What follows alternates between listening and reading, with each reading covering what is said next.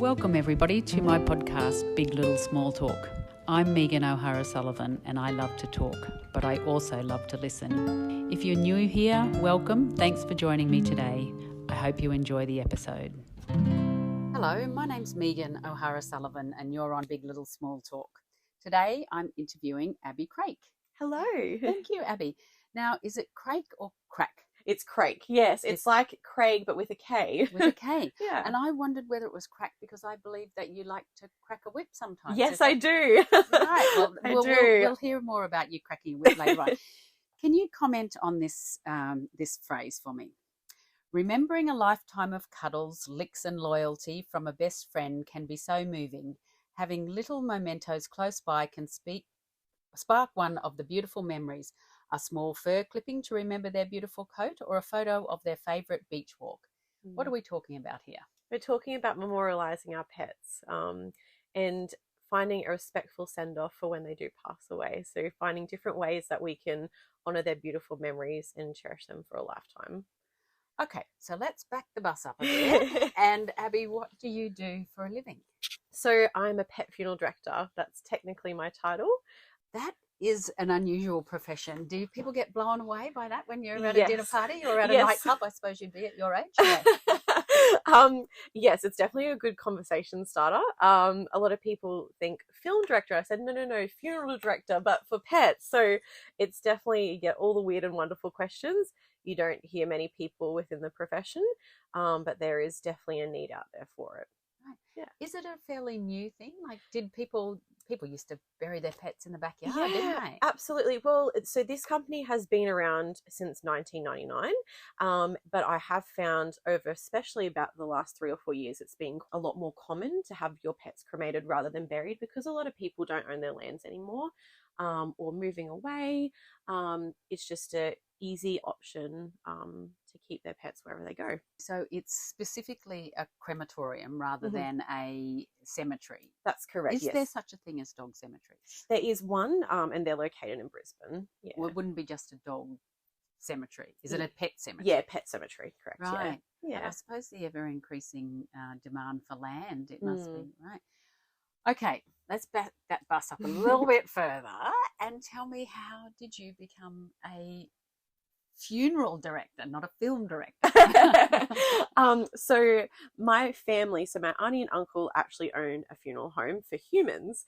So I've always grown up around the death care industry.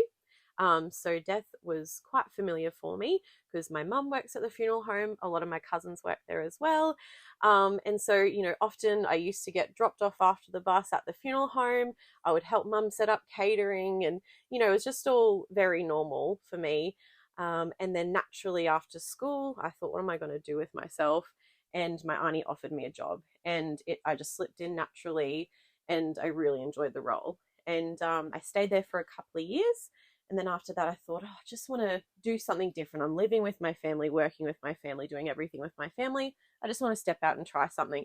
So one day I just walked down the main street of town and I saw a pet crematorium and I thought, how interesting. So I just thought I'd walk in, ask a couple of questions. And the person on the front desk said, do you want a job? And I was like, oh, didn't really expect that. But yeah, I would love a job. So that's how I got into being a pet funeral director. And what about your auntie and uncle? How did they become funeral directors? Do you have to study to become a funeral director? So how does it work? For being a funeral director, from my knowledge, there's not actual specific study. If you want to be a mortician, you can do study, especially when it comes to embalming. That with embalming, you have to have study behind you. But all of it just comes knowledge just passed down because a lot of funeral directors, the businesses are passed down through their families. So the families just build that knowledge and it just gets passed down generations. But there's definitely obviously a lot of courses that you can do, but it's not a must. So so my family bought the funeral home. I'm not exactly too sure on the year, but my family bought the funeral home, but it wasn't like a generational thing. It was just something a little bit out of the blue. And we just all took it on and have really enjoyed it since. Yeah. So when you were a kid and you were in your school uniform Yeah. and you went in to help in the afternoon, what Yeah. sort of things would you do there? Would you be dealing with people? Yeah, so I would mostly help my mum with catering because my mum is the caterer at the funeral home. So I would help her set up the biscuits or make the cakes for the next day, or often I'd be running around with a vacuum or helping my cousin print off order of services or folding or making bookmarks, just anything to do. Even coffin cleaning, would get the microfiber cloth out. So I wasn't necessarily dealing with the deceased as such. When it was time that my parents thought it was appropriate for me to finally see a deceased, like obviously they went through the steps and made sure I was comfortable with that, but it was just a natural thing because often we'd have to walk past the cold room to, get to different areas of the funeral home. So it was quite natural. I wasn't scared of it. Yeah. Right. And I'm just trying to imagine sort of your family dinners. Like, did you talk about work or anything All like the that? time. Yeah, Did you? so because a lot of our family work in some sort of health industry or within the funeral home as well, so we always were chopping and changing stories, and the stories are always wonderful and weird. So it's always quite entertaining talking about what's happened throughout our weeks and What sort of things did you talk about? Like, mm, did you talk about I can imagine you would have always been very respectful of of, course, yeah, but it absolutely. was sort of like some funny things or dark Yeah, humor, I suppose. yeah, a little bit of dark humor, but a lot of it was just like talking about, oh, isn't it just so lovely? We attended a service today, and the lady who passed away just really enjoyed dancing. And my auntie is a celebrant, so often she would do the officiant for the services.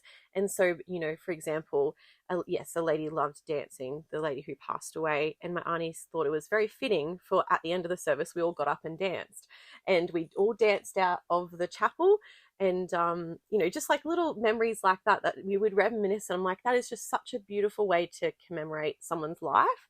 And while a funeral is really sad, it's for the people that it's to remember the person who's passed away, but for also the people who are left behind. So while we were dancing at that chapel and just thinking of the wonderful person, it just was just very quite uplifting.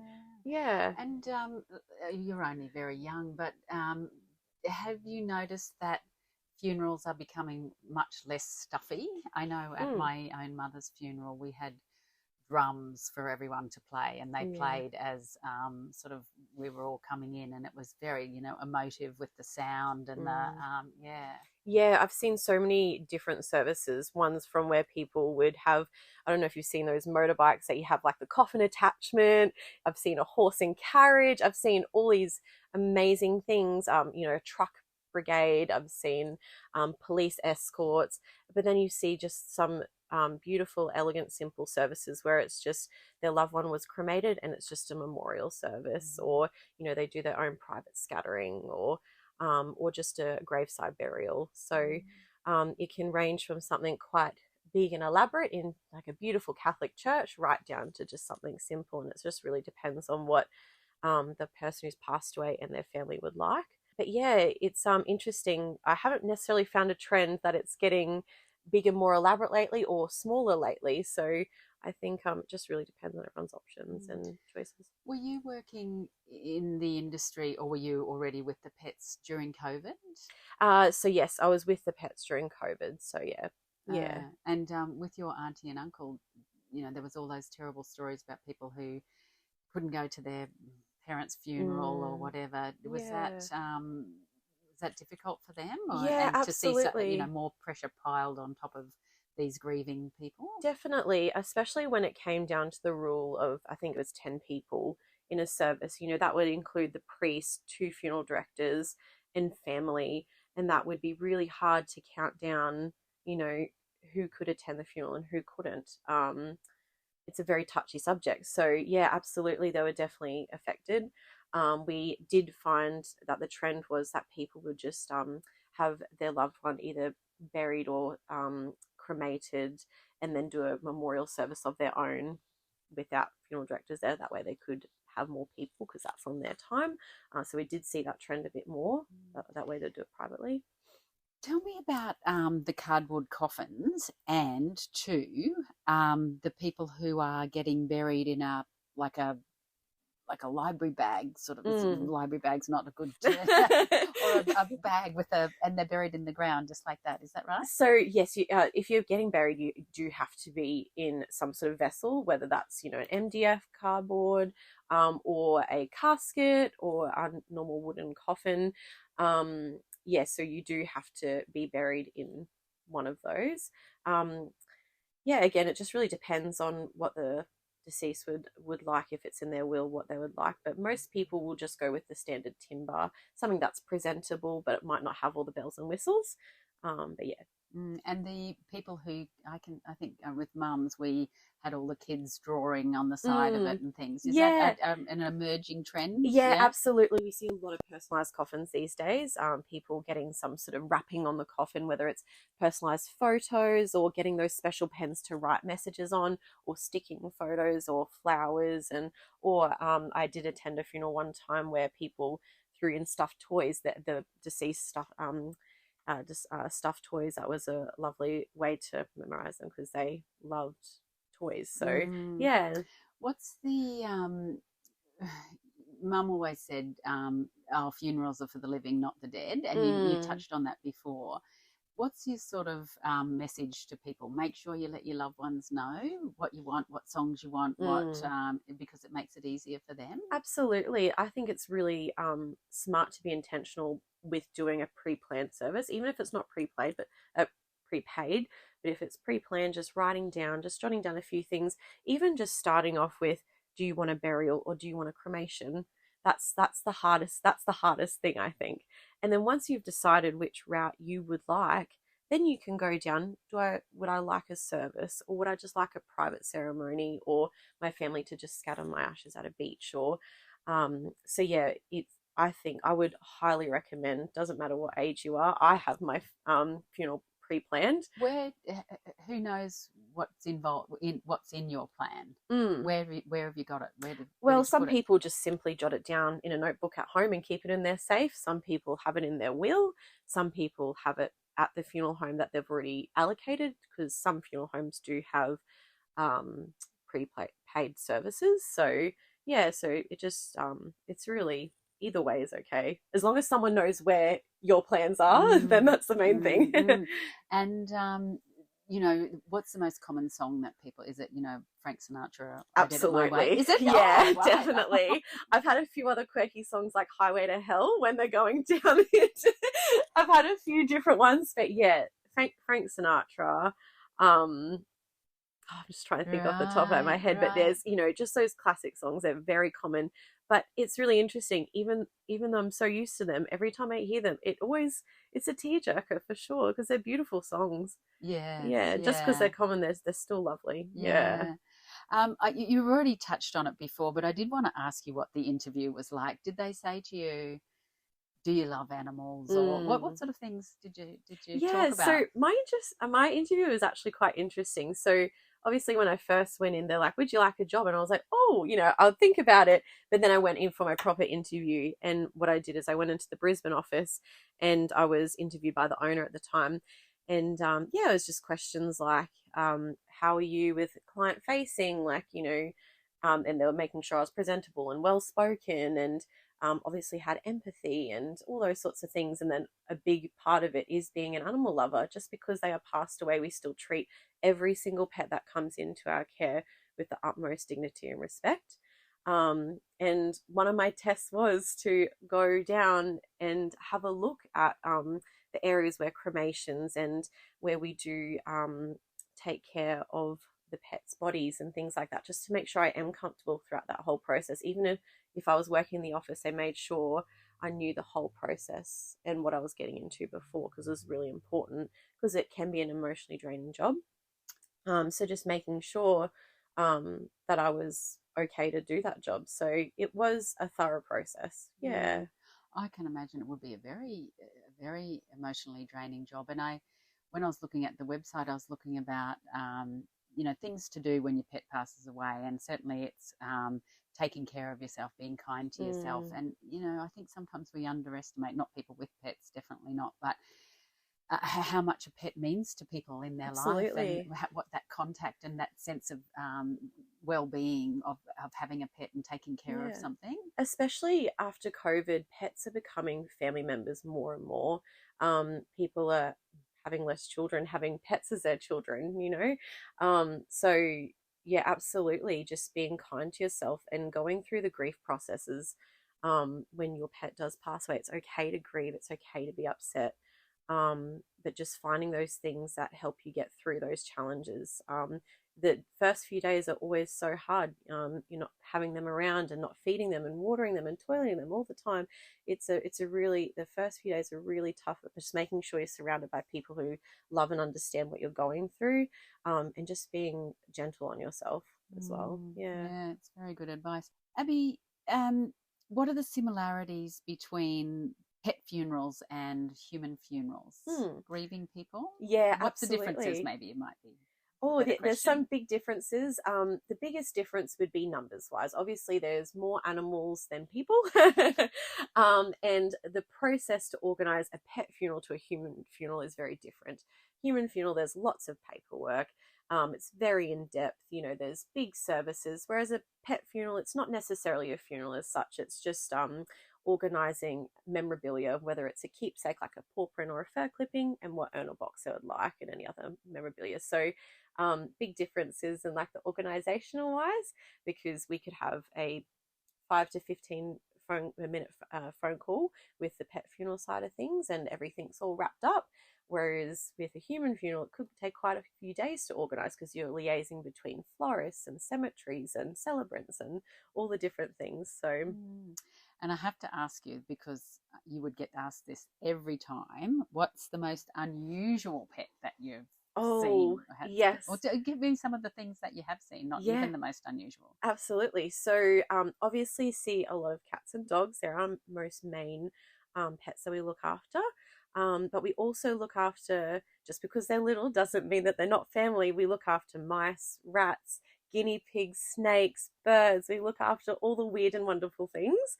We look after any sort of like axolotls and, you know, all the different interesting things, and alpacas. We've done goats. We've, yeah, all pigs. I've had a pig, but my probably one of my most quirky animals that I've looked after would be a stingray. And the stingray would probably be like a notepad size. So he was only a little stingray, but the family wanted a print of his belly. So I had to put his belly in ink, and I did a belly print of him. That was quite a few years ago, but that was one of my most favorite stories. I would just thought, wow, that stingray is just so loved, and it was so lovely to see. And even myself, I've always had Siamese fighting fish, so I cremated my fighter fish just out of interest to see what the process would be like. And you know, just because they're fish, I love them very much. They were with me for such a long time. They're with me for about 5 years. So, yeah, so I've looked after many weird and wonderful animals.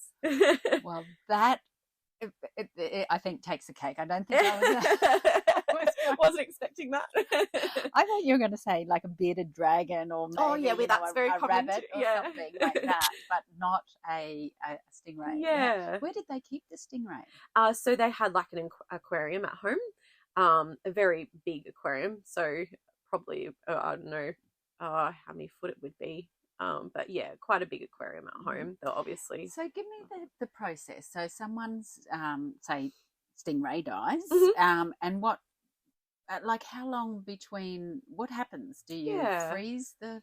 So what happens is, so there's two different paths. So obviously there's planned euthanasia, which is done through a vet clinic, or there's natural passing, and that most likely would be at home. So what a family would do is, if you know they've planned the euthanasia or the pet has passed naturally at home, they would just give us a call. We would take down their details and organise to bring their pet into care from either their home or from their vet clinic. And then we would touch base usually within 24 hours to go through their options with them, whether what sort of box or urn, or if they're wanting keepsakes or memorial items. And then from there, once we've received all of their decisions, we would proceed with everything. And then we would contact them as soon as their pet's ready to come home, and then organise a day and a time for hand delivery safely home to them. So that's the ashes, isn't it? Yeah, Right. correct. So tell me about the sorts of things urns, I Mhm. guess, yeah, or Yeah. boxes or Yeah. jewelry or. So we have many different things. So we have your traditional urns, and traditional timber boxes, and then we have other urns that, I guess, would fit into modern decor, like vases. And we have many different jewelry options. So we've got like delicate little, petite gemstones. We've got crystals, and then we've got your, sterling silver and stainless steel and gold pendants. So there's many different things that ashes can be held in. Yeah. I did read that you can get the ashes made into some sort of ceramic. Is that true? Yeah, so some people have made it into like, stones for their rings, like crystals, and yeah, into, actual, rock stones as well. People get their ashes, and I've also heard about people putting ashes into their tattoos as well. That's something that I've Well, look, recently that was heard. something that else that I read, that you put Yeah, the ink, get the ink impregnated with the yeah, ashes. I thought that was very interesting. That's interesting. All right, yeah. Yeah, You're not only getting the memorial tattoo, but getting the paw print with the ink impregnated. yeah. Yeah, I thought that was really incredible. Mm. Are you allowed to put pet ashes inside a human coffin? Ah, that's interesting. So it depends on the cemetery. So some cemeteries allow it and some don't. I have heard stories where they don't allow it, but people just sneak them in and don't tell anyone. Right, yeah, okay. That's um, subversive. I like it. Yeah. yeah, Mhm. so, but, it's really 50-50. Some cemeteries are very open to it and some aren't. So, but it is very common. People say, "Oh, I'd like to get my pet cremated because when I die, I'd like them to come with me," or they might get cremated and then scattered together or something like that. Right. Yeah. Yeah. Yeah. Um, are you? I know you love animals. You really. Mm. That's. Do you sort of take that outside your work? Like, are you? Mhm. Do you have this sort of real passion about animal cruelty and things like Absolutely. that? Yeah. Yeah, absolutely. I've always loved animals since I was a kid. My family always could see that I have a big passion for pets, especially dogs. I've just always had, yeah, really big interest in that. I always, whenever I go to a friend's house, it's the first thing I do is I pat a dog. Everyone knows that I'm obsessed with animals. Yeah, and so I have taken that. I did a bit of dog training for a couple of years. When I lived in Ipswich, I was a part of an association down there, and I did dog training for a while. I did like a certificate and took classes. My friend owns a doggy daycare in Ipswich, so I did a bit of, work there as well because I just obsessed with animals. Yeah. I just love them. And you raise money too, don't you, by Yeah. going in the Million Paws Yes. Walk? Is that correct? I Yeah. did do that. I raised, oh, off the top of my head, I think it was $400 and something. I can't remember, but, that was a brilliant walk. I took my 3 dogs with me, my nephew and my sister. It was a mission. And there was so many animals there, and it was just so lovely to see so many people gather to, yeah, for a good cause. Yeah. Yeah. So you can bring any animals you like on the Million Paws Walk, can you? Or Um, I only saw dogs there. yeah. Yeah, but the Million Paws Walk was at many different locations, so I just came to the one in Toowoomba. Yeah, and I saw just dogs there. Is Yeah. that on every year? Do you Yes, know? yeah, I Yeah. believe so. Yeah. This was my first year attending, Uh-huh. but I have heard of it, in years prior to. Yeah. Uh-huh. Yeah, so I went with my workplace. They sponsored me to go. And it was just a great way to, yeah. Good for you. Yeah. So what type of dogs have you got? Okay, so I've got 3 dogs. I know, I've got my hands Don't tell full. the council. Yeah. Well, 2 of them live with my dad, but they're technically mine. So my one dog that lives up here full time, he is a border collie cross cattle dog cross kelpie, and his name is Bolt. He is 5 years old. Did you name him? Yes, I did. So, it's a family tradition that all of our dogs start with the letter B. So we've had Bob, Ben, Blue, Buck, Bill, everything. And so when I got him, I was like, oh, I don't know what to call him. So he had no name for about a week. And because I was, tossing up between different, and it had to be one syllable and it had to be a B. It's just nothing that's, suiting him. And then one day he just darted off, and I'm like, you are so fast. You're like a lightning bolt. And I'm like, that's it. his name is Bolt. Bolt So from then on. yeah, so his name's Bolt. Does he still bolt? Oh yes, he's a speedy boy, but because he's 5 now, he's getting a bit more lazy. So, but he's very fast. And then I've got my other dog that lives down at Dad's. He's a purebred cattle dog, and his name is Buck. He is 2 years old, and he is just an absolute Velcro. He will never leave your side. He is the most affectionate dog I've ever met. He's a beautiful, beautiful boy. And then our other one is new to our family. His name is Neo. So he's the first one without a B name. Oh, so we yeah, we rescued him. And he is a Kelpie cross New Zealand Hunterway. So he's a bit of a different breed, but he is a ball of energy. He will run until his paw pads bleed unless we tie him down and say, Neo, you need to sleep. He is just an absolute ball of energy, and all 3 of those dogs just get along so well. Okay. Yeah. If you could have any dog, what type of dog would you have? German Shorthair Pointer. Why? Because I just love they usually come in 2 different colors. They come in black and white or brown and white, and I love their coloring and their spots. I think they're a hunting dog. So when they are hunting, they stand still and they lift up one paw, and it just looks really cute. And like they're literally pointing to their prey or whatever they're hunting. And I don't know, I just love their nature. They're just extremely affectionate. And yeah, I just think they're a very interesting breed. But I mean, I have to say also cattle dogs, because they run in my family too. Right. Have you ever owned a German Shorthair? No, I haven't. No. Are they quite exotic? Are they hard to get, or they're definitely not common? Dogs, yeah, they're definitely not common. But I do see them every now and then, or they do get crossed with a lot of other breeds that are similar to them. Yeah. Abby, we started talking about names before, and I was going to ask you some of the weird names of pets that have come in, but I was reading when I was doing some prep for this interview, there was things like Duncan Butterbeans or Little Booty Hand Sandwich was one name for a cat, but this is the one I love the most. Someone called their dog Grandma, because then they could say, Grandma's always scratching around in the bin looking for scraps, or Grandma's always lying on her back looking for me to scratch her tummy when I come in. So do you get many stories like that? Yeah, definitely. One that just stuck out naturally to my mind was they called their cat Mum.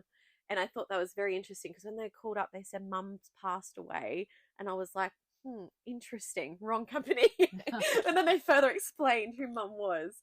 And it was really interesting. Throughout that call, I was referring to their cat, obviously, as the cat's name being Mum. And I just thought that was very interesting. But it was also very suited, because they said their cat was just like their mum, personality-wise. And I thought, well, that's a really beautiful way, to honour their mum as well. So, so many interesting names like that. I've had Vanilla Bean, I've had Coffee, I've had Latte, all these different quirky names. Some that are so long as well, Sir something or other, and I'm like, oh, how do you remember?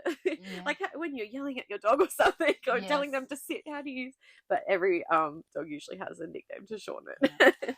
You got a theory on cats or dogs? Your preference is obviously dogs. Yes, I've always grown up with dogs. I didn't own a cat when I was younger, but I've been around cats obviously a lot more now. My theory. Personalities. You're definitely personalities of animals. Yeah. So I guess cats, they're very quirky. They will love you if they want to love you. Like them, a lot of them are like, don't come up to me, or if they do want affection, they will come up to you. Whereas each dog has a very different personality depending on their breed. For example, traditionally the cattle dogs are looked at as more of a bit of a nippy dog, because they're protective, they're very loyal. But then you can get ones like my dog, where he's just so Velcro and he wouldn't hurt a soul. And then traditionally your German Shepherd, very loyal, protective. Same with the Belgian Malinois, like they're all very, like they've got with their breeds, they've got their natural traits that they have, their characteristics that are just bred into their bloodline. What about things like French bulldogs, where they have so much trouble with their nose and things? That's because of breeding, isn't it? Yeah. And do you think that's kind of cruelty in a way? In Like a that, way, yeah. absolutely. There are some really good breeders that I have met out there that try and do it in the best way possible. You know, getting all the appropriate testing, getting making sure that their dogs that they are breeding with has good breathing ways, and having the surgeries if they need to, and all that sort of stuff. But I do tend to steer away from those flutter nose dogs just because Mm. there is issues. You know, for the first 8 weeks of their lives, they have to be bottle fed because they can't naturally suckle at the same time as breathing, you know, just things like that. You know, it does make me, but also there are beautiful breeds as well. I have many friends that own Frenchies and, you know, pugs and things like that. It's just being appropriately bred and making sure the breeder isn't just a backyard breeder, that you do your research before you purchase them. Mm. Yeah. What do you think about dogs like pit bulls? Do you think, like, even if they're very loved Mm. by their owners, do you think that there's just something that they can snap and Mm. I think it just really depends on how their upbringing is. I think naturally they are displayed as a vicious dog, which is really sad because I've met a lot of pitties that are just the most affectionate dogs. I think naturally they do get abused. They're often the one at shelters and things like that. And I mean, if I was left on the road, I probably wouldn't trust anyone either. So it is sad to see that that is the typical trait of a pit bull. But they, you know, with the giving them safety, security, love, and, you know, just general common decency, they can be a really great dog. mm, Yeah. I don't think you'd speak ill of a dog, though, would you? No. I'm trying to get you to say something, but you won't. Um, when I was doing some research, I was looking up, and then there was a question, you know, where it says on Google, people often ask, and this question was, is it weird to sleep with my pet's ashes? Now, I don't know how many times people would be asking that, but has anyone ever asked that of you? Oh yes. Oh, really? Oh, Yeah, wow. yeah. I have had that. Many stories of families saying to me that they've had their pet's ashes in their bed with them, or they take them in the car with them, or you know, things like that. Especially for the first couple of weeks, I've had that. Or some people just simply put them on the nightstand or have them above their TV. But yeah, I have had that a few times where people have slept with their pet's ashes, because I know it's not. It's their pet in a different form, I guess. They're probably used to having their pet in their bed naturally when they were alive. Wow. There So you go. Like, yeah, I it was has thinking the happened. Googs was throwing me I a curly one, but it wasn't. It was I just, I yeah. think just I guess it whatever helps with their grieving process. Yeah. Yeah, Yeah. nice. Yeah. Can you tell me what's your theory on whether animals have spirits? Hmm. Interesting.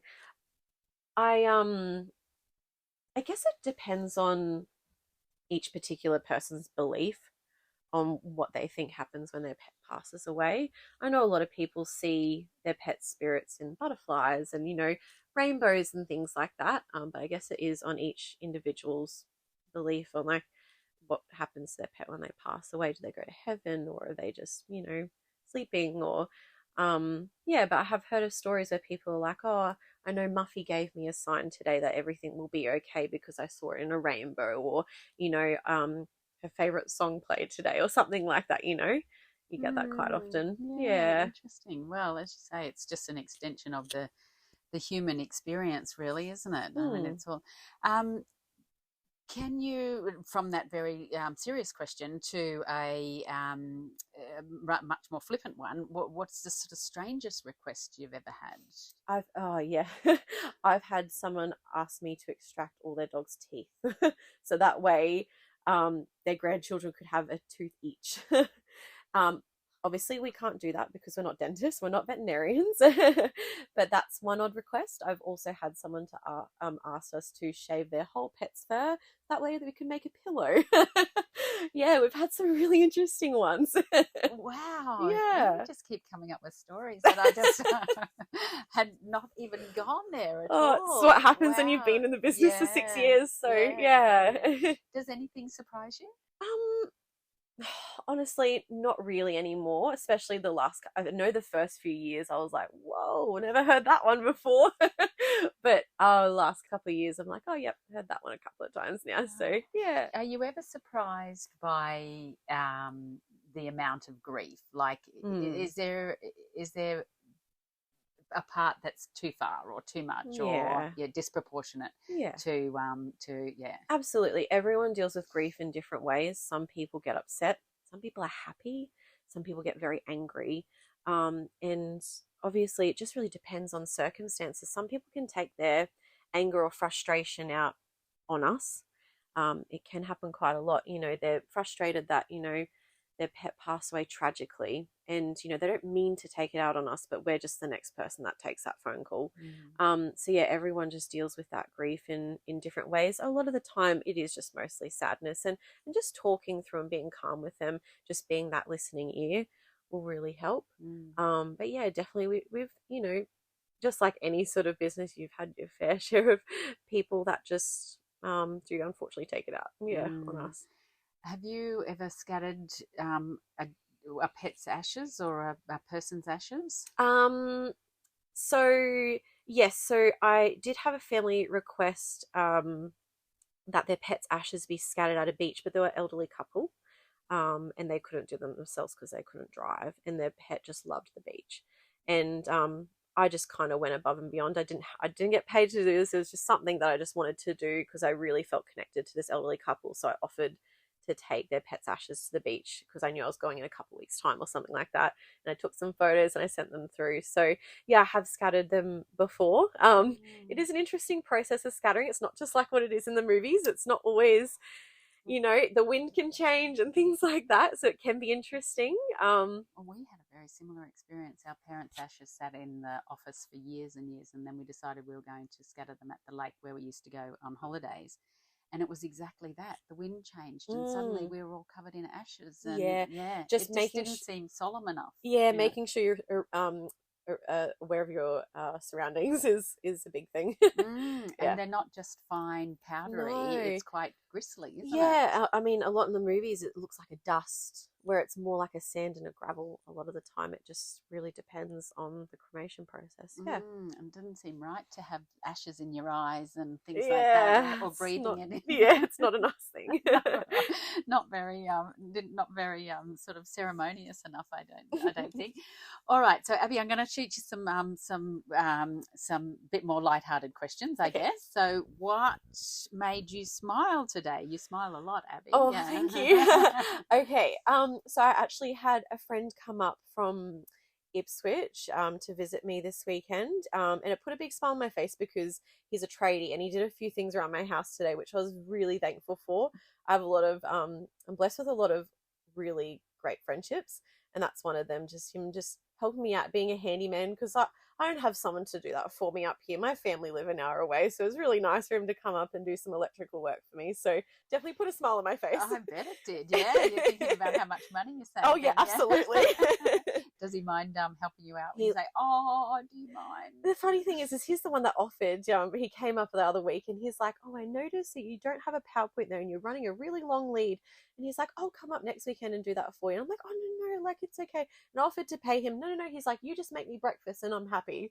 So I hope he's an electrician, is he? Oh yes, yeah, yeah. He's not a cook or something like that. All right, now you're a young person. Have you ever been on a blind date? Yes, somewhat. I guess I'd consider it as a blind date. I was at a church function one time and they were raising money for a good cause. And one of my friends in my friend group, they put him up for basically a bargaining. People had to bid on him. Oh, I'm not sure how I feel about that. I know. And everyone chipped in and, bid $500 and they could choose who he had to go on the blind date with. And of course they picked me. Why, of course? Because they always love setting me up with people. And it had to be the most awkward thing because we were both in the same friendship circle and we knew that nothing would ever happen between us. But we thought, why not? We'll just go out on a date together. It was a lovely night. Where did you go to? We just ended up going to Vapiano's, which is like a pizza pasta place. Yeah. And what was the idea of it? That he was... it's just sort of a bit of fun, I suppose. So it was raising money for a good cause. And the people who won the auction could choose who he was going on a date with. So, Who paid for the meal? It was my friend. His name is BJ. He paid $500 for us to go on this date, and that included our meal. So yeah, BJ's really invested absolutely. In that. Yeah. He's tried to set me up a few times. BJ, now he could be one of your dogs. A single syllable. Yeah, BJ, two good. syllables, but starting with B. Yes. Yeah. All right. What about the biggest risk you've ever taken in your life so far? Definitely moving up to Toowoomba, because I was Ipswich born and raised. My whole family and all my friends are down there. My comfort is down there. But I got given an opportunity to move up here to start an office. And I thought, I want to buy a house. I want to do something for myself. And I love Toowoomba. I often come up here with my family to go to cafes and, the carnival of flowers and things like that. And so I thought, why not? I'm young. I'm 20 years old. Just give it a go. And my family always said to me, if it doesn't work out, you can just always move home, and we're only an hour away. So I was really comforting. So biggest risk was moving up here, because I had no friends up here, no family, no church family. I knew no one. I didn't even know where the local shopping center was. So when I moved up here, I had to scout around and think, where's the best place to buy a house, and all the different things. Where's the closest dog park? Where's the all the essentials. Yes, that was definitely the biggest risk. How long ago was that now? So I moved up here. So I've owned my home for 3 years, but before that I was traveling up nearly every day from Ipswich when I was building the office up here. Yeah. Now, what about who has been the most influential person in your life? I have a lot of people that have been really heavily influenced in my life. It just really depends on what sort of I guess category of age and everything. But I think the person who's been most influential, especially in my career, is my good friend Rosina. She is a big animal enthusiast. She is a vet nurse. We work together, and she has always inspired me to follow my dreams and just to be my real authentic self. And so she's been such a big inspiration to just live day by day, just having, just being myself and following my dreams, whether, that's doing something with the dogs or going on an adventure, or, trying to strive for something else in my career. And yeah, so she's always been a massive inspiration, just always encouraging me. And it's really encouraging seeing her, because she's opened up her own business, and she's obviously an animal lover too, and just trying to follow in her footsteps. Yeah. And so you said, Abbey, about following your dreams. Where do you see yourself, do you think? What's the ideal job, you reckon? Yeah, well, I just love the funeral industry. I know it sounds weird, but it cures my morbid curiosity. I love helping people in their time of need. I've grown up in it, and I couldn't see myself doing anything else. So I don't have any plans necessarily where in the career it's going to take me, but I'm so open to where it's going to take me. I think I'm just open to any door, because I've done everything throughout the business. I've been a cremator operator. I've done ashes preparation. I've been in the client care. I've been on the road looking after the physical pets. So just, and management too. I've done management. So just being open to whatever career paths come my way. And I have amazing managers that have given me the tools and opportunities when these things come about. Hey, Abbey, I think you'd be really great at doing this role. Would you like some encouragement, or would you like to try it out, or do you want us to invest in some courses for you? So this is people and animals, isn't it? Yeah. So I'm not too sure which way my career is going to take me, but I'm open either way. Yeah. So you can see yourself either way working in this. Absolutely. Yeah, definitely. Never going into the sort of counselling type. Not necessarily, no. I think I just really enjoy looking after the families and organising the services, and finding ways to memorialise pets and people. Nice. Yeah. Well, this might be part of the same question, but what scares you most about your future? The uncertainty. Many things scare me. I think just, when I was growing up, I always had this idea of, I want the white picket fence and the 3 children and the marriage by early 20s and things like that. I'm scared that I'm not going to reach my milestones that I've always had envisioned. But, the older I get, the more I learn that it's okay that I haven't reached at that time. Because, things come and go. The last couple of years have been really career driven. So it's okay that I haven't settled down and had my family and things like that. I know it's coming eventually. But yeah, I guess that just uncertainty of like, when is it going to happen? And, you know, things like that, because I want it to happen. Right. Yeah. Oh, I think it will happen. I mean, you're only your mid-20s now? Yeah, 25. Yeah. Yeah. So plenty of time. I know. People say that. Yeah, much more time.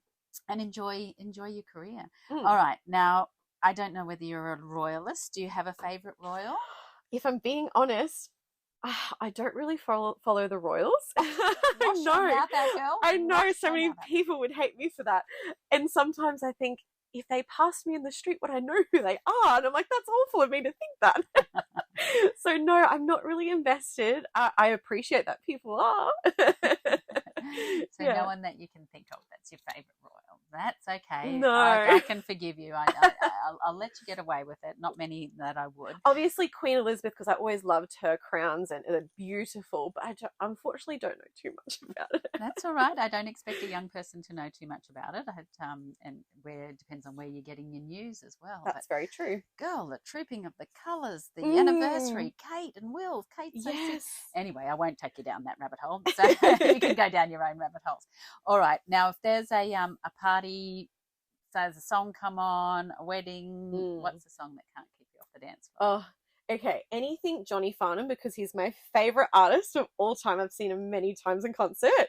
But in particular, You're the Voice. I know that it's the classic Johnny Farnham song, but just the lyrics, the song, like you just can't get a better song, and you just belt it out with all your might, and I just dance and dance. Me and my family just love Johnny Farnham. So yeah, if that plays, you can't get me and my mom off that stage. Oh, that's brilliant. So have you been following all, his son just got married and he had the absolutely. Just trying to keep up to date with whatever's on the news. It's hard. How come you love Johnny Farnham? Did your parents love Johnny Farnham? Yeah, so my whole family really loved Johnny Farnham. I had an auntie that just absolutely adored him, and it just kind of followed through to my dad, and my nana and pop, everyone just loved him. And my parents always grew me up on old school music. So I have a lot of appreciation for that generation music. I think that's good classic music, Yeah, well, that's for sure. I mean, yes, you can hear it. So did you see him when he was in Toowoomba, Johnny Farnham? No. That was a few years ago. No, I didn't. When's the last time you've seen him? Oh, last time I seen him would have been just prior to COVID. I can't remember if it was the one over on the north side of Brisbane or if it was the one at Sirame Winery, but I've seen him about a total of 6 to 8 times. And that was over a couple of years. Right, and you go as a whole family. Yeah, definitely me and my mum and my sister every time, but a few times we've dragged along a few other friends, but always me and my mum and my sister. Oh, that's brilliant. I love that. I love it. And we're not allowed to call him Johnny, are we? We've got to call him John. Oh, apparently. So easy. Yeah. All right, so You're the Voice. Okay, we'll see if we can find You're the Voice and we'll belt it out. Thank you so much for being my guest, Abbey. It's been lovely to hear your story. Thank you for having me. It's been lovely. That's it for this week. Thanks for joining me on Big Little Small Talk. I hope you can make the time to join me next week. If you've enjoyed this episode, please subscribe on your favourite podcast app.